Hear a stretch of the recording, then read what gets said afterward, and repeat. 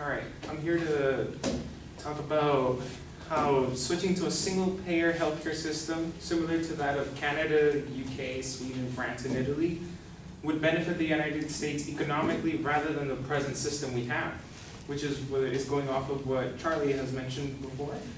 So, the Obamacare was originally estimated to cost $900 billion for the first decade, and that sounded pretty good for everybody when they decided to sign the bill. But it has been estimated now that it will cost around $2.6 trillion for the first span of 10 years, starting from 2014 to 2024. Now, while with a single healthcare system, it will cost a lot less, around $500 billion, thus being the best economic choice. Now, the reason that this seems like an unnatural phenomenon, but somehow it is legitimately going to work, is because in a single-payer healthcare system, funds go directly to healthcare facilities rather than to administration board, which our system currently has. An administration board is the one that gets all the money, and then they decide who gets what and how much, depending on the community. So pretty much in a study done in 2003 by the New England Journal of Medicine, it calculated that administrative costs were around $294.3 billion, which is 31% of the healthcare expenditures in America, all just on our administrative costs. While countries with a simple payer system like Canada was only 16.7 out of its total expenditures on healthcare. Now, people have had the misconception that a single payer healthcare system will eliminate the administration boards. Will it not? It will just reduce the administrative costs of it. Now, if we adopt a single-payer healthcare system, 47 million families would be covered for only the amount of $44 billion, which is a very good estimate, which pretty much would cover all those uninsured people. Now, a single-payer healthcare system will deny no citizen basic healthcare needs, which also in 2011, a Gallup poll in Canada was conducted.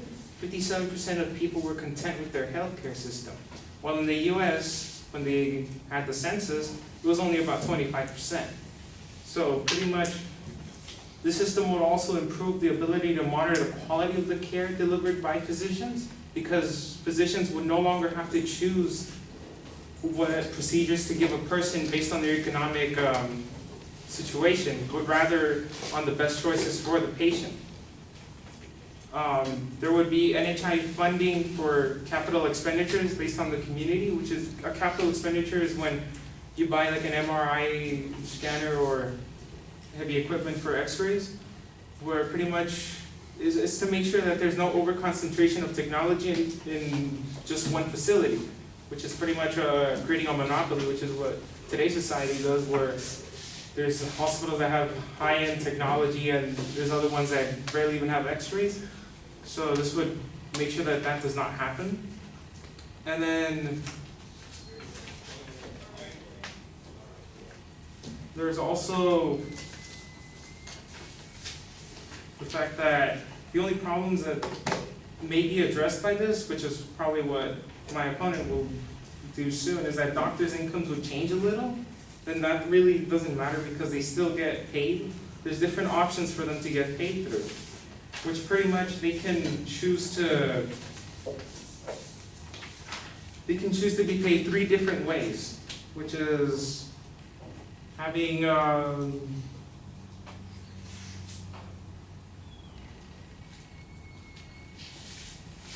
pretty much they could get paid by the facility that contracts them, or they could get paid by the services that they give to the patients. So pretty much it doesn't really eliminate their paycheck, but rather it just slightly changes which way they're going to get paid and by whom.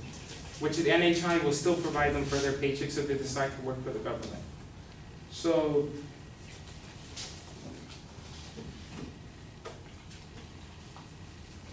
also there's been a study done by, there are also studies done in states, and Minnesota claims that it would have saved $189.5 billion from 2014 to 2023 over what healthcare costs in Minnesota would be under the Affordable Care Act if they switch to a single-payer healthcare system. And this was conducted on a study by the Physicians for a National Healthcare Program, otherwise known as PNHP. And so basically this is telling that Obamacare is way too expensive because it'll be 1.6 trillion. Just like my opponent claimed that in the end it would cost 1.2 trillion, but the expenditures for it is far greater than that by 0.4 trillion. And that is, and then